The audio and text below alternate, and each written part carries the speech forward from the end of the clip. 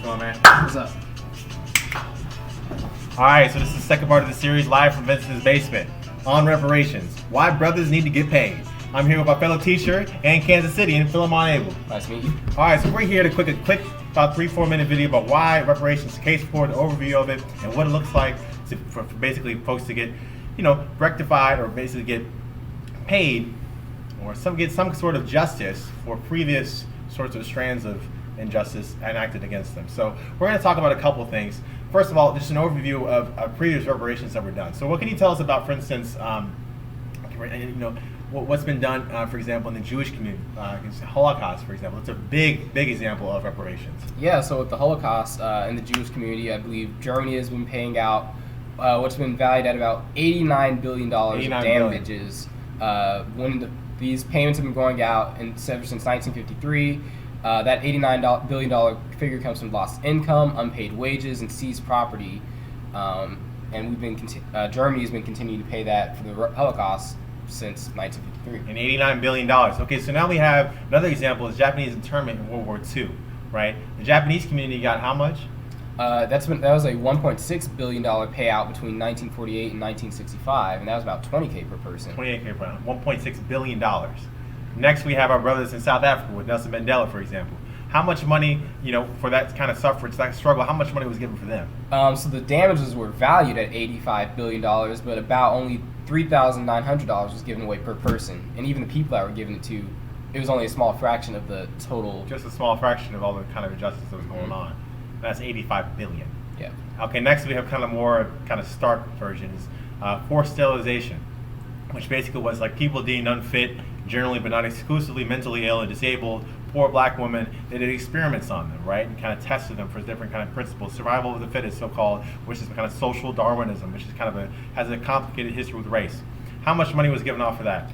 Well, for background, 33 states did forced sterilizations, and in one of those states, North Carolina, $10 million was given out to survivors of the sterilization process. Right. Dang. $10 billion. I used to live in North Carolina, man. $10 million. $10 million. They just gave $10 million. Mm-hmm. Come on, North Carolina. It's the fly state, man. Right, brothers. All right. Tuskegee experiment. Brothers from Tuskegee. What happened to Tuskegee? This is terrible. What happened to Tuskegee? Yeah, so on that same medical note, with the Tuskegee experiment in Tuskegee University between 1932 and 1972, about 399 black men were intentionally infected with syphilis. Hold up, they made the brothers sick. They made them sick. They made them sick. And then what happened? And they didn't treat them. They just watched them in the name of science because they wanted to see what would happen. So we're going to just watch them get sick and hope that nothing. I don't understand this, flawed racism doesn't make sense. Anyways, so how much money did they pay back for that to kind of rectify those errors? Yeah, so that was another $10 million settlement, and they gave out about $178,000 to the victims of the experiment, and then another $72,000 for their heirs, their children, next of kin, whatever. Just $10 million. That was it. So now let's talk about reparations for African Americans today. So when we talk about reparations, we're talking about stuff to make up for enslavement from 1619 to 1865 around, right? Mm-hmm. But that obviously doesn't make up for things like what? Sharecropping, Jim Crow, black codes, what else? Mass incarceration. Big buzzword these days. Police brutality we're seeing now.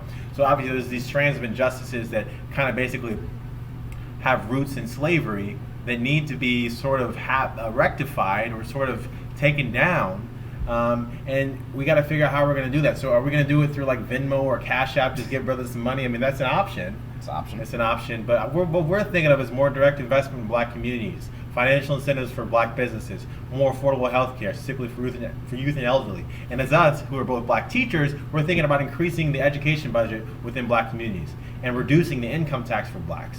Right, and we're giving black folks the things that they were systematically denied throughout history, like what kind of things? Yeah, so black people were systematically denied most of Social Security benefits when it was first implemented. The New Deal, most of those benefits of job creation was just outright overlooked with the black community. Right. Housing loans and education loans that were given out with the GI Bill and just in general. Like the same reason why you have white suburbs is why you have black ghettos.